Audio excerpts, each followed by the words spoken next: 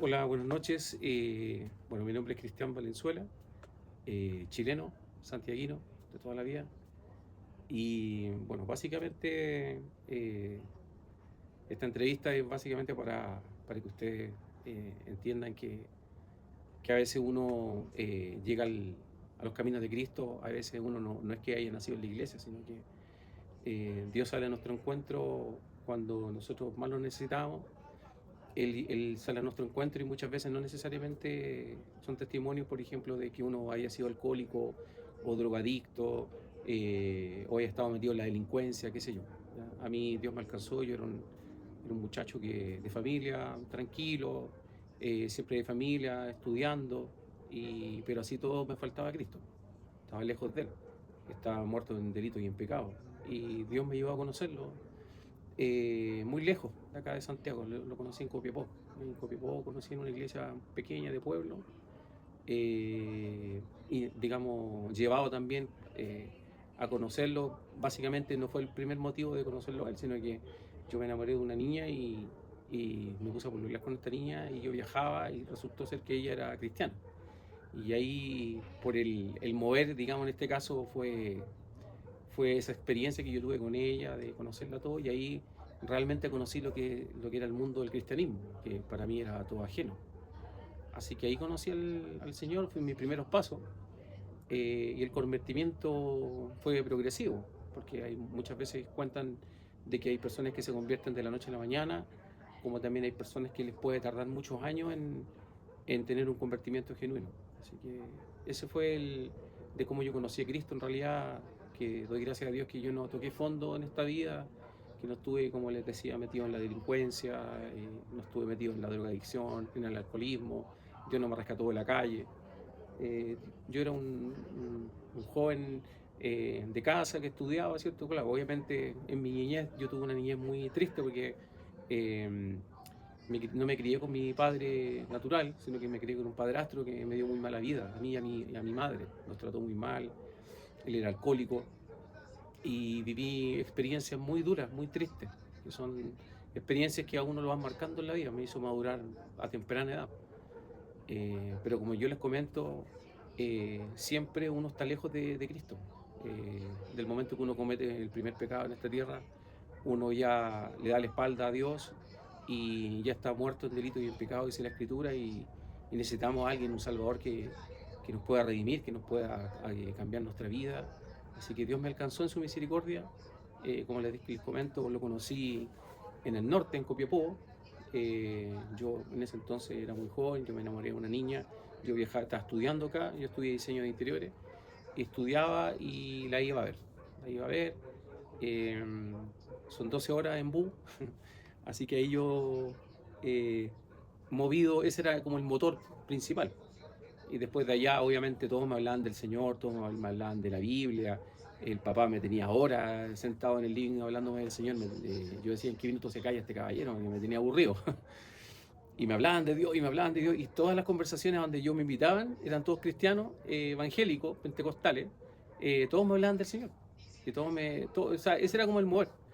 Y resulta que ahora yo me escucho y a veces estoy con mi hermano Francis o estamos con algunos amigos, qué sé yo, ahora estamos compartiendo. Y siempre es eso, que a veces siempre uno está hablando del Señor, siempre uno está hablando de la palabra del Señor. Qué curioso, porque yo en esos años, yo me acuerdo que a mí me hablaban y a mí como que ya me molestaba que me hablaran tanto. Pero dice la Escritura que donde está tu corazón está tu tesoro. Y nosotros tenemos a Cristo y esa es como la pasión que nosotros tenemos hoy día. Y siempre estamos hablando de él, pues, así que me da risa cuando me acuerdo de eso, pues, de que entre mí yo decía, chuta, este caballero que se calle, que ya me estaba como saturado. Pues, yo lo único que quería era estar con la niña. Sé que fueron como los primeros pasos de que el Señor me fue un poco dando esos chispazos. Yo no quería nada con el Evangelio, para mí era una religión más. Y después el mismo pastor de allá de Copiapó me sugirió que yo buscara una iglesia acá en Santiago. Así que ahí busqué una iglesia acá y me empecé a congregar, una iglesia de corte moderno, ¿sí? Y ahí empecé como a caminar en esa iglesia, pero de una mirada religiosa. Todavía no conocía, todavía no tenía el encuentro con Cristo. Cristo no se me revelaba a mi vida todavía. Estaba recién dando mis primeros pasos. Fueron años después. En esa iglesia yo conocí a mi esposa, que ella llegó a la iglesia y nos conocimos, nos enamoramos. Y ahí fueron mis primeros pasos. Después de ahí nosotros nos fuimos de esa iglesia, nos fuimos a una iglesia mucho más conservadora, una iglesia pentecostal que está en el centro. Y ahí empezamos nosotros con mi esposa a caminar en esa iglesia. Y esa iglesia era, claro, obviamente era más fundamental en la palabra, las alabanzas eran distintas, porque yo en la primera iglesia que ya les comentaba que yo estuve, era una iglesia muy moderna, con canciones modernas, medio rockera incluso. Y esta otra iglesia era todo lo contrario, con banjo, tocaban mandolina, se cantaban himnos. Entonces era otro mundo, otra realidad. Yo conocí los dos lados de la religión cristiana. El lado más moderno y el lado más clásico, más conservador. Y yo tengo harta historia, en realidad yo creo que va a ser cortito, porque yo también estuve en la iglesia de los mormones también. O sea, yo fui mormón un tiempo, siempre por el mover, y eso yo ahora que yo converso me viene a la memoria, porque siempre el Señor de alguna manera me hacía que yo me interesara en Él. Yo me recuerdo que yo siempre fui bueno para el dibujo cuando niño, y por eso estudié mi carrera. Yo siempre estaba dibujando a Cristo. Yo de hecho tengo muchos recuerdos de dibujar a Cristo en la cruz, lo dibujaba con su sangre. Me acuerdo que años atrás me llegó un Nuevo Testamento, cuando yo era niño, cuando tenía como 10 12 años. Y yo leía el Nuevo Testamento. Me gustaba, qué increíble esto, lo tontera que voy a decir, pero abría ese libro y a mí me gustaba olerlo porque me gustaba la impresión de la gráfica que tenía el papel. Y eso, yo creo que eso me hizo ser diseñador porque a mí me encanta el olor a la tinta china, me encanta el olor a los lápices, a los papeles. Yo creo que por eso que también me enamoré mucho de las maquetas, de estudiar esta carrera. Pero siempre me llamó la atención las cosas del Señor. Mi abuelo, yo me crié con mi abuelo eran ultra católicos, eran marianistas, ellos creían en la Virgen María, pero eran aférrimos. Y también había una liturgia religiosa, entonces estaba por ese lado de niño que yo criado en una iglesia, o sea, en una casa muy religiosa, muy católica. Yo creo que eso también puede haber sido también que haya tenido un mover en mí. Pero como dice la Escritura, el Señor me conocía de antes de la fundación del mundo, y cuando yo estaba en el vientre de mi madre, el Señor ya me conocía y sabía, ya había detectado la fe que yo podía tener en Él. Así que yo creo que se me reveló en el tiempo justo. Él llega siempre a tiempo. Así que, como les digo, no es un gran testimonio que yo les pudiese contar, pero sí siempre hubo una búsqueda, siempre hubo el mover. Fui a la iglesia católica, también tuvimos los cruzados de Schoenstatt, que son como estos, ¿cómo se llaman? Estos que salen a acampar, no me acuerdo cómo se llaman estos, los que usan unas pañoletas. Los católicos también tienen una que son como tipo Boy Scout, pero de católicos. Y de ahí empezó como un poco el gustillo por la iglesia, por interiorizarme un poco en una religión, entre comillas. Y de ahí con la búsqueda, después de a poco fui dando en la iglesia, como dije, participé en los mormones, de hecho me bauticé en los mormones. Soy bautizado por un bautismal mormón. Para que ustedes sepan, las iglesias, casi todas las iglesias mormonas están construidas con un modelo arquitectónico que viene de Estados Unidos, y todas las iglesias mormonas son todas iguales. Y el bautismal está detrás del altar, hay una escalera que se baja, y tú bajas una escalera muy, muy profunda, y abajo hay una piscina. Y ahí ellos tienen el bautismal, ellos bautizan en su iglesia. Que un poco parecido al concepto de los bautistas. Hay unos bautistas que también tienen el bautismal en el altar. Así que, por la búsqueda, como dije yo, de esa, no sé cómo llamarlo, pero había como algo en el interior mío de buscar ciertas respuestas muchas veces que uno tiene. Y yo hablaba con mi amigo Francis aquí, mi hermano, respecto al sentido de la vida, porque hay veces que yo me cuestionaba muchas cosas. ¿Por qué estamos acá en la tierra? ¿Por qué vinimos a vivir aquí? ¿Por qué yo tuve que sufrir tanto padecimiento cuando fui niño? Y hay muchos cuestionamientos que venían a mi mente, y existenciales. Yo creo que a todos nos ha pasado que tenemos dudas existenciales. Y esas dudas existenciales muchas veces nos hacen sumirnos en tristeza, en depresión, que eso es muy peligroso, porque ahí es donde Satanás te ataca tu mente. Te ataca tu mente y te pone pensamientos errados, incluso pensamientos de suicidio, de quitarte la vida. Yo tuve también mucha depresión cuando joven. Gracias al Señor, como dije, yo lo conocí después de todo un proceso muy largo. Yo vine a tener un encuentro genuino con Cristo en la pandemia. En la pandemia yo podría decir que yo realmente, Dios me bautizó con el Espíritu Santo, y yo pudiese decir que desde ese día, así como los apóstoles tuvieron con Cristo, vivieron con Cristo, tuvieron todas las experiencias que ellos tuvieron con Cristo, pero no estaban investidos de poder. La investidura de poder fue cuando Jesucristo le dijo que no se tenían que mover de un lugar hasta que fueran investidos con el poder del Espíritu Santo. Yo creo que fue lo mismo con el caso mío. Yo creo que todos estos años de mover religiosa que tuve, de experiencia, de cosas que yo vi, dio como efecto de que en pandemia yo me pudiese levantar de alguna manera y pidiendo por mi familia primeramente, en la búsqueda, como dije yo, una búsqueda más intensa. Y lo curioso de todo esto es que cuando yo pedía, dentro de mis oraciones, yo creo que todos hemos pedido por nuestra familia, que lleguen a Cristo, al conocimiento, yo le pedía al Señor con fervor y le decía, Señor, por favor, no dejes que mi familia se pierda, que mis hijos, que mi esposa, que mi cuñada, que mi sobrino se perdieran. Eh, porque estábamos todos lejos del Señor, estábamos todos lejos del Señor. Y resulta que tanto fue que yo pedía que al final Dios me mandó una neumonía, permitió que yo me enfermara de grave, estuve al borde de riesgo vital. Me llevaron a la clínica Dávila y quedé hospitalizado con riesgo vital. Estuve muy mal, según lo que me decían los doctores, estaba con riesgo vital al borde de la muerte. Una neumonía severa que me atacó los dos pulmones, una neumonía por COVID. Y estuve con máscara, estuve con oxígeno. De hecho, un día que me iban a entubar, que ahí fue cuando yo sentí en la noche que el Señor hizo una obra en mí porque yo estaba muy mal y yo estaba asustado, lloré esa noche porque al día, en la madrugada me tenía que sacar porque me iban a entubar. La intubación significa que te hacen dormir y después de eso un 50 y un 50. 50% de que tú despiertas y el otro 50% de que tú te fuiste en el sueño. Mucha gente muere por ese tipo de sedaciones que te dejan incómodo. Y yo clamé al Señor y clamé misericordia y yo sentí un calor, hermano, yo sentí un fuego en esa camilla, en esa cama de hospital. Sentí que el Señor estaba conmigo y sentí un calor en mi cuerpo. Todos mis familiares orando por mí, mi cuñada, mi cuñado, mi sobrino, mi esposa, todos pidiendo y clamando. Yo creo que eso fue lo que después el Señor a mí me mostró, de que Dios me utilizó a mí para que mi familia se pudiera volver porque no había otra manera, porque estaban muy lejos del Señor, haciendo las cosas del mundo. No regocijándonos en el pecado, pero sí estábamos en el mundo y estábamos apartados del Señor. Así que esa fue como una experiencia que yo tuve. Bueno, obviamente después el Señor, al día siguiente de lo que yo les comentaba, el Señor hizo esa obra. Después yo empecé a mejorar, porque los exámenes siempre fueron malos, pero desde esa noche todos los exámenes ya empezaron a mejorar de a poco. Empezó a mejorar mi sangre, empezó a mejorar mis pulmones, y de a poco empecé a tener un avance. Y hasta que logré salir de ahí, hermano, estuve casi un mes hospitalizado. Llegué flaquito, igual me sirvió para adelgazar porque estaba muy gordo.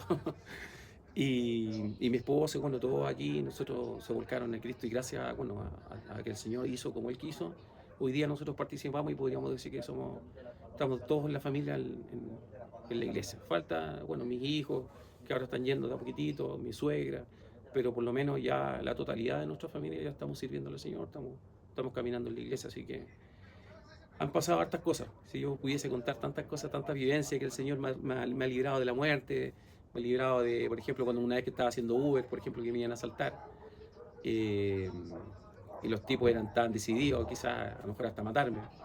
Y Dios me sacó de tantas cosas, me ha librado de tantas cosas, hermano. Así que, ¿cómo no estar contento de haber conocido a Cristo? ¿Cómo no estar contento de ser salvo y ser hijo de Él? Y veo su grandeza y sus maravillas todos los días de mi vida que son renovadas. Todos los días yo abro mis ojos y le doy gracias a Dios por ser lo que soy y por ser hijo de Él. Así que estoy muy contento y espero que Dios siga añadiendo más años, aunque sabemos que no hay que tener a Dios por tardanza, en Jesucristo su venida, pero sí que me dé vitalidad, me dé fuerza para servirle al Señor, para predicar su palabra y a nuestra familia. Que eso nosotros debiésemos ponernos como una meta de poder rescatar a nuestra familia, de predicar la palabra a toda la familia, tíos, parientes, no sé, primos, hermanos que rechazan el Evangelio y nosotros seguir insistiendo, forzarlo a que ellos puedan ser salvos porque después de esto viene un juicio y eso está en las Escrituras. Y por eso es que Jesucristo vino a morir por todos nosotros. Así que yo, bueno, soy muy contento de haberlo conocido. Como les dije, mi vida no es tan traumática como otros testimonios de personas que han tenido que pasar procesos muy difíciles, procesos de drogadicción, de alcoholismo, de violencia, gente que incluso ha estado en la cárcel. Gracias a Dios yo no pasé esos procesos, pero sí tuve otros procesos que son procesos que todo el mundo lo vive, que son a veces son violencia intrafamiliar, por ejemplo. Por ejemplo, yo vi muchas veces que mi padrastro le pegaba a mi mamá delante mío, entonces muchas cosas que yo viví de niño que un niño no debiese pasar. Así que, bueno, la experiencia también de mi hijo Isaías, mi hijo menor también, que Dios lo sanó de los riñones, un milagro ahí también hay un testimonio muy bonito, que muchas veces uno dice, la fe de uno es la que hace que obren los milagros, y no necesariamente, porque mi esposa no tenía nada de fe, mi esposa no tenía fe, yo tenía un poco más, pero mi esposa nada, y así todos nosotros, por la obediencia, nosotros estuvimos casi un año, 2 años ayunando, viernes, sábado y domingo, para que Dios hiciera un milagro en mi hijo, porque mi hijo ya debiese estar muerto a esta altura. Y Dios lo sanó, hizo un milagro. Yo todavía tengo los certificados médicos de la enfermedad que él tenía, que ahora ya no la tiene. Así que mi esposa tiene un testimonio, lo tiene muy en su mente, de las cosas como Dios nos fue mostrando un sueño de que el niño iba a ser sano. Pero a veces uno piensa que es por la fe de uno, y no es así, querido amigo o hermano. Es porque Dios tiene misericordia nomás, y porque Dios muchas veces tiene un plan con cada uno de nosotros, y Él lo va a tratar y lo va a hacer cumplir. Así que, bueno, ahora mi hijo ya, que no iba a crecer, que iba a ser un enano, mide 1,90 m, y todos los diagnósticos y todos los pronósticos médicos, todo lo que decían, esto lo extrapoló el Señor y lo puso más arriba de lo que se tenía que hacer. Así que, ¿cómo no estar contento, hermano, de tener a un Dios que es tan poderoso, y hay que creerle, hay que creer con fe, aunque a veces vienen las dudas a tu corazón, tú igual tienes que creerle al Señor, seguir adelante, y el diablo va a querer destruirte, va a querer derribarte, pero ahí tú tienes que estar firme confiando en el Señor. Así que, bueno, traté de hablar algunas cositas personales, no sé si tanto, pero sí básicamente entender de que yo no nací debajo de una banca, no nací en la iglesia, no soy nacido y criado en el Evangelio, ¿ya? Yo conocí a Cristo por ahí por los 20 años más o menos, los primeros chispazos, pero ha sido un proceso, ha sido todo un proceso, y el proceso que lo sigue haciendo en mí cada día el Señor hasta cuando Él venga. Así que, bueno, les dejo este pequeño testimonio a mi amigo Francis, mi hermano. Espero no haya sido tan latero. Así que nada, pues los invito a que sigan adelante, y si no se están congregando, busquen una iglesia. Si están apartados, no es bueno estar apartado, es bueno congregarse, es bueno estar en coinonía con más hermanos que te pueden ayudar, que te pueden dar un consejo, ¿cierto? Un pastor te puede guiar. Y si no conoces a Cristo y no entiendes lo que es esto, y a lo mejor puedes ver que todo esto es una locura, créeme que es una locura santa, pero lo más importante es que Cristo vino a morir por ti, amigo, vino a morir por tu alma, por todo el pecado, todos los pecados que tú cometiste, que eso en Ezequiel 18:4 dice que el alma que pecare, esa morirá. Por lo tanto, tu alma está condenada. Desde el momento que tú ya pecaste tu primer pecado, tú ya estás condenado. Y necesitas un Salvador, necesitas a alguien que te pueda salvar. Solamente depositando la fe en Jesucristo, tú eres salvo. Solamente por fe, no por hacer o dejar de hacer, o por hacer obras. Es solamente con que tú creas con fe, con todo tu corazón, que Cristo murió en la cruz por todos tus pecados, y que al tercer día resucitó de los muertos, conforme a la Escritura, tú eres salvo. Solamente eso. No hay que añadirle nada a la salvación, porque la salvación es gratis. Porque si nosotros quisiéramos salvarnos y justificarnos nosotros mismos, dicen en Isaías que son trapos de inmundicia, nuestra justicia. Así que confía en el Señor. Si estás pasando por problemas, por dificultades, acércate a Cristo, arrodíllate y pídele al Señor, y Dios te va a visitar y va a morar en ti, en tu corazón. Conversando acá con mi amigo Francis, mi hermano, me hace unas preguntas respecto a qué significa ser cristiano.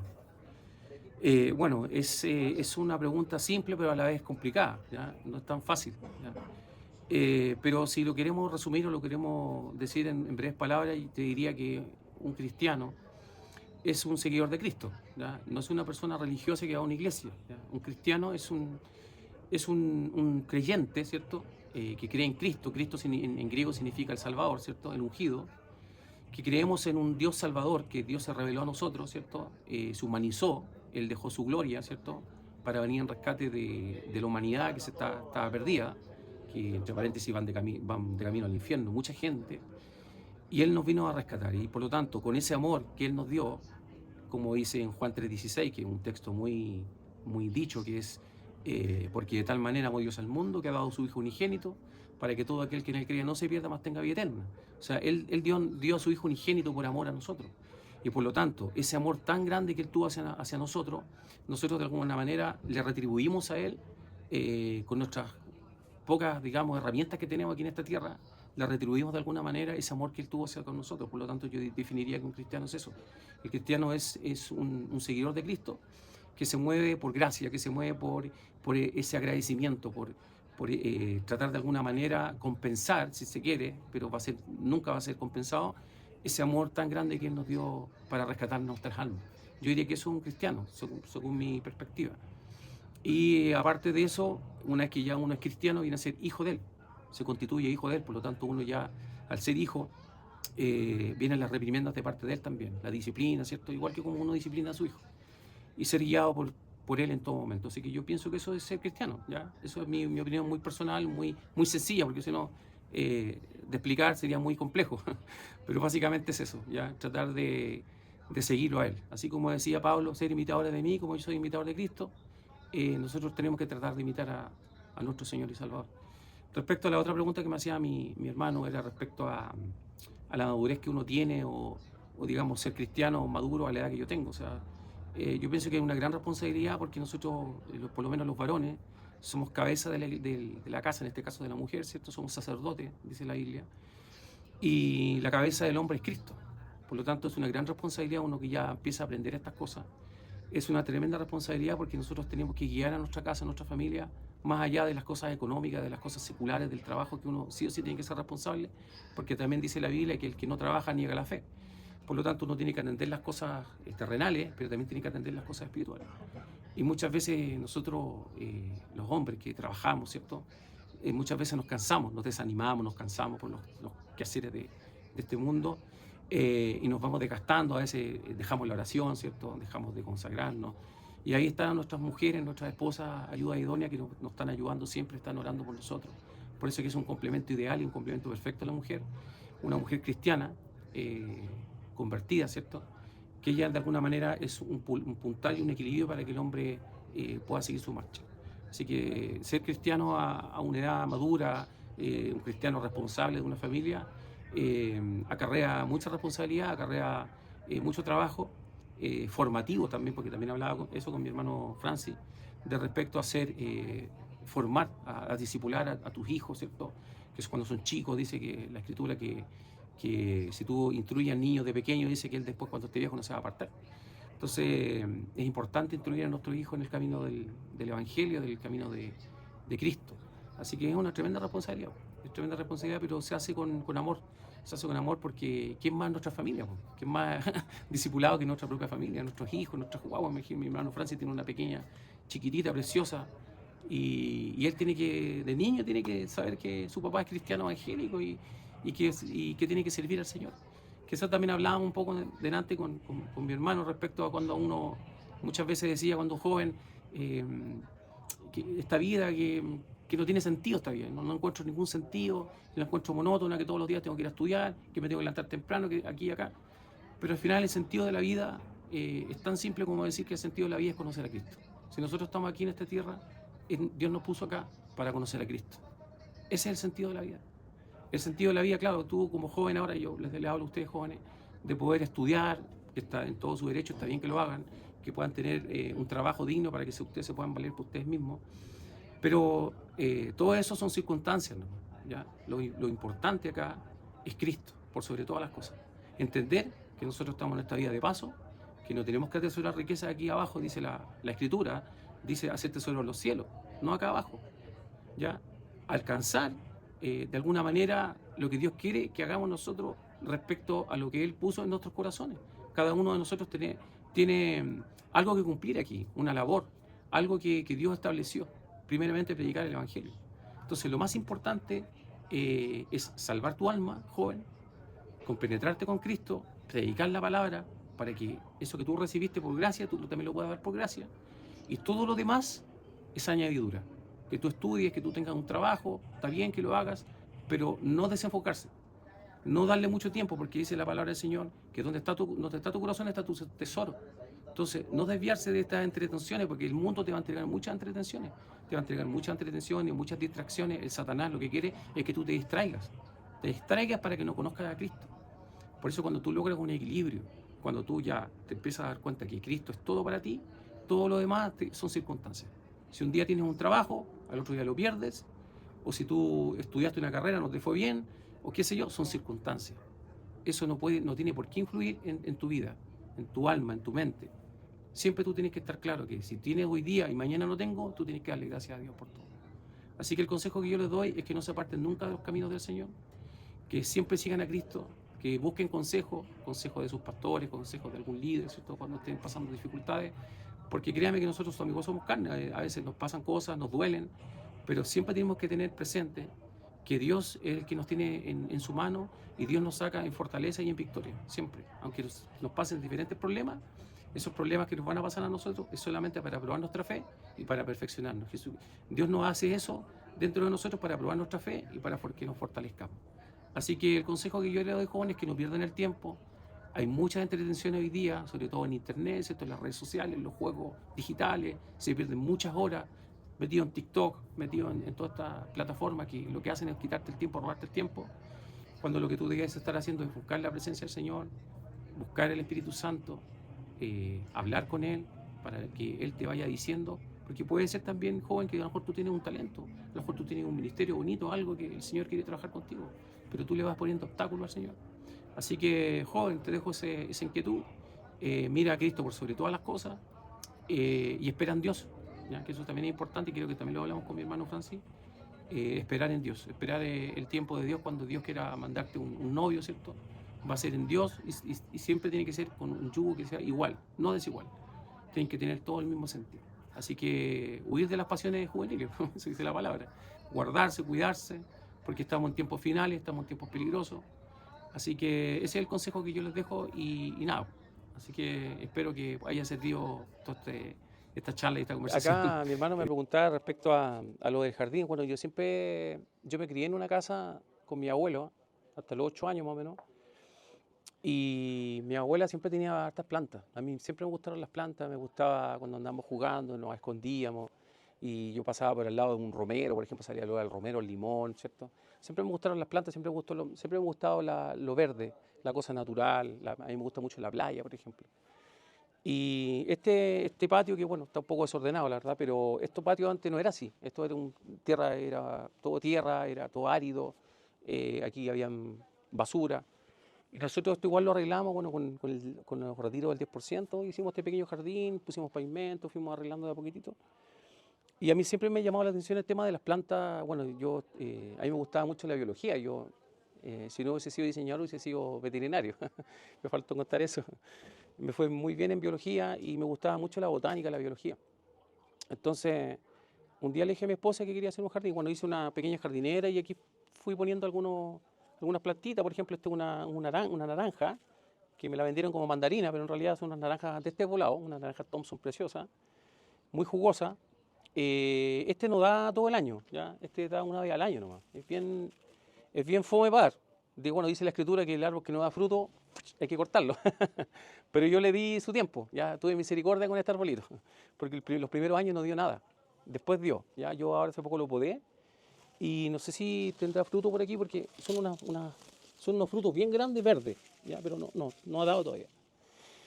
Entonces, es medio flojo, ya son como algunos cristianos que dan fruto tarde, mal y nunca. ¿Ya? Bueno, el Señor igual me ha ido ministrando con esto, ¿eh? Yo ahí después les voy a conversar. Esta es una rosa blanca con botones bien bonitos, unos botones chiquititos. Ahí más allá tengo otra, pero es trepadora. Y algunas rosas se me murieron acá, sí, porque ha hecho mucho calor.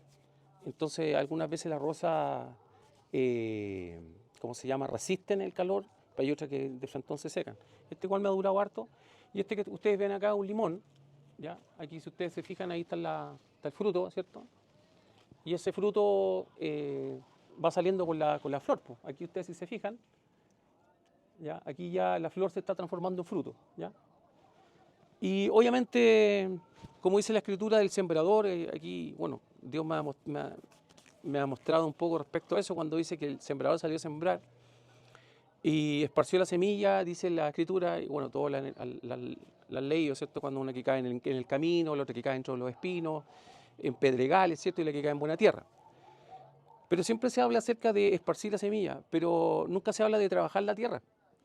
Entonces, la enseñanza que Dios me dio es que cuando yo hablo la palabra del Señor con alguien, yo primero, antes de hablar y antes de entrar como en tierra, en el área chica, como se dice, de repente es bueno trabajar la tierra, irla trabajando de a poquitito. Por ejemplo, lo que hablaba mi hermano Francis, de predicar con el testimonio, ¿cierto? De tener una buena conversación, a lo mejor de otras cosas. Hacerse el tiempo de estar con una persona, ponérselo como un objetivo. Por ejemplo, yo me voy a juntar con mi vecino hoy día y me voy a empezar a juntar todos los días. A lo mejor lo voy a invitar a tomar once y van a conversar muchas otras cosas y de a poquitito tú estás trabajando la tierra, hermano. Después que tú ya trabajaste la tierra, que yo aquí tuve que sacar piedra, porque esto no era así, habían piedra, habían dureza de vidrio, habían mucha basura. Entonces yo trabajé la tierra, saqué todo lo malo. ¿Ya? Después la tierra la preparé, le eché un poco de compost, le puse un poquito de aditivo y de ahí fui poniendo las plantitas. Por lo tanto, la tierra ya estaba trabajada, o sea, era una buena tierra. ¿Ya? Curiosamente, yo ya tenía otras plantas que se me murieron, un lilium, por ejemplo, que se me secó. ¿Por qué se secó ese lilium? Qué curioso, porque podríamos decir que estaba entre espinos, porque se justo creció al lado de dos plantas que le quitaron la potencia. ¿Ya? Le quitaron el sol, le quitaron la vitalidad y eso se fue apagando y se secó. ¿Ya? Y eso podríamos decir que el que está entre espinos, cuando los espinos crecen, ahogan a la semilla y la semilla se hace infructuosa. ¿Ya? En el caso puntual de, por ejemplo, bueno, lo que yo le explicaba de la tierra, que nosotros pusimos la semilla y todo, esto después de a poco fue creciendo, hay un proceso aquí que uno tiene que ir cuidando la plantita. Ahí podríamos hablar, como decía mi hermano Francis, de cuidar la grey. Ya hay que irlas preparando, podando, ¿cierto? Regándola. Por ejemplo, ahora yo en la noche las tengo que volver a regar. Las regamos con agua, que significa, si lo hablamos así simbólicamente, el agua está simbolizada como la palabra del Señor, ¿ya? Los ríos de agua viva. Entonces, cuando tú les echas agua, en el fondo tú le estás dando vitalidad a la planta, le estás alimentando con la palabra del Señor. Tú estás alimentando esta planta para que crezca.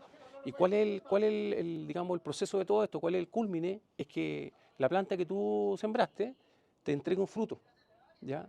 Cuando dice el Señor que va a venir a buscar el árbol que tenga fruto, recuerden que cuando Él pasa por una higuera y no tenía fruto en el camino, Él la maldijo. La maldijo y al día siguiente, cuando pasaron por ahí, eso se secó, ¿ya? Porque no tenía fruto. ¿Cuándo se simboliza el pueblo de Israel? Entre paréntesis, ¿ya? Porque Él fue a buscar fruto y no encontró. Y maldijo la higuera. La higuera tipifica al pueblo de Israel. Por lo tanto, esta naranja yo la esperé, la cuidé, le di un tiempo más y sí, efectivamente después me dio buen fruto, unas naranjas preciosas, muy lindas, jugosas. Las primeras dos frutos que dio era solamente la celdilla, no tenía pepas. Y la tercera vez que dio ya empezaron a salir las pepitas. Y en el caso del limón, no, pues el limón ha crecido muy bien. Miren, si ustedes se fijan, siempre me está entregando limones. O sea, se podría reflejar que es un buen cristiano.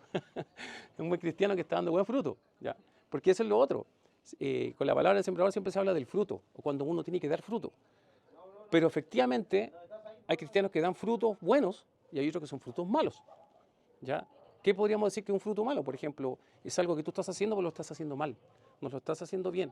¿Ya? A lo mejor estás entregando frutos, pero no son buenos delante del Señor. Este es un buen fruto, ¿ya? Son bonitos los limones, son grandes, así que hay que preocuparse de dar buenos frutos en el Señor, porque el Señor te vaya cortando la poda, ¿ya? Porque, por ejemplo, yo cuando podé esta naranja, yo fui cortando, ¿por qué? Porque dice la Escritura que Dios nosotros nos poda como la parra, pero cuando tú cortas, haces una herida.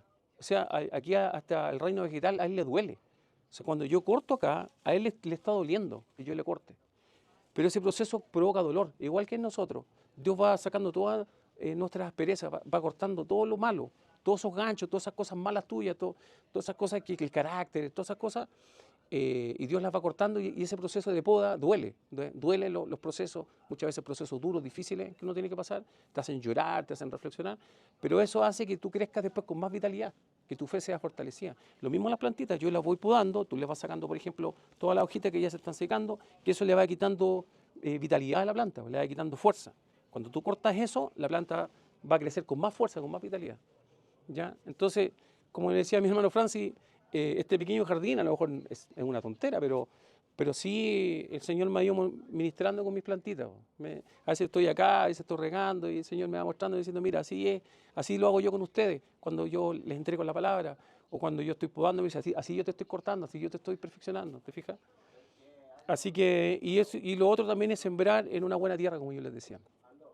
Ahora, cuando yo predico la palabra, obviamente tratamos lo posible, cuando salimos a la calle, de ir a un buen lugar para que la palabra no vuelva vacía, aunque la palabra nunca va a volver vacía, pero tratar siempre de ser estratégico en predicar la palabra.